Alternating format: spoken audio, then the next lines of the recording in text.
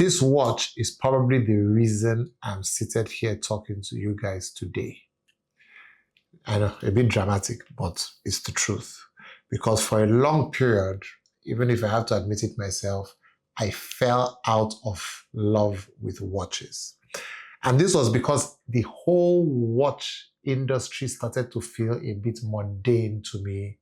Flex culture had moved back or moved in post-COVID times, and you open Instagram, all you see are Rolexes, Richard Milles, Patek Philippe's, APs, and it almost seemed like if you did not belong in that elite club, then there was nothing for you in the watch industry and the watch game. I was sick of it, I was tired, and I was over it until I got a call from my brother who said, there's this new micro brand out there called Baltic.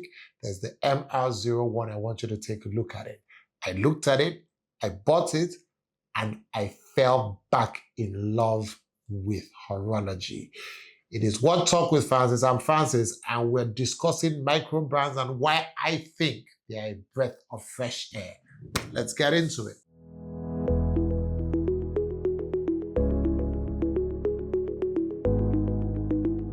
Now, I know we've discussed this before, but, just for a quick recap, you asked me, what is a micro brand? Now, as the name implies, micro, meaning it is a small, independent brand, usually in this case, in watchmaking, producing limited number of watches, usually outsourced, not owned by a big conglomerate, usually not having brick and mortar store, a bit more community driven brands that sell usually more affordable. I don't want to use the word cheap because they're not cheap in any, in any form or manner, but usually more affordable watches than the mainstream brands. There are quite a lot of characteristics to micro brands, but let's take a few. First of all, they're usually direct to consumer, being that because they don't have maybe sales outlets per se, they usually sell watches off their websites. Although these days it's changing, and Reference stocks quite a few micro brands, shameless plug, but yes. And there are a lot of places you can go to and find, micro brands, but usually they have this direct to consumer method of sales. There's usually limited quantity releases. Let's use Studio Underdog as an example, who usually do drops. Now, a Studio Underdog drop, either a limited edition drop or just their regular lineup drops, are online. They last maybe 2-3 hours, and the watches are gone like fresh muffins off a baker's table. They are gone in seconds. So usually fewer production quantity and direct to consumer, usually also online. Now, I think all micro brands outsource manufacturing, movements, cases. I don't think you will call yourself a micro brand and make in-house movements. That just doesn't add up. So outsourced manufacturing. And I think one of the things I love most about micro brands is the fact that they're very community driven. Enthusiasts love micro brands, and they're usually involved. You find some limited editions of micro brand watches that are either with retailers or watch communities. And so there's a personal, there's a more personal touch with the micro brands. A lot of times, their founders, the story behind it. It's more relatable because, they're much newer. Micro brands really started getting popular after COVID and when the watch market went crazy and watches were not attainable anymore. So that community driven, backing of these brands is probably my favorite characteristic, of the micro brands. Now, there's so many examples of micro brands, and I mean, the Baltic is one of them. Like I said, Farah, Forland Marie, Zelos, Les Sablé. Now, let's talk about Les Sablé real quick. When I talked about community-driven and, limited editions,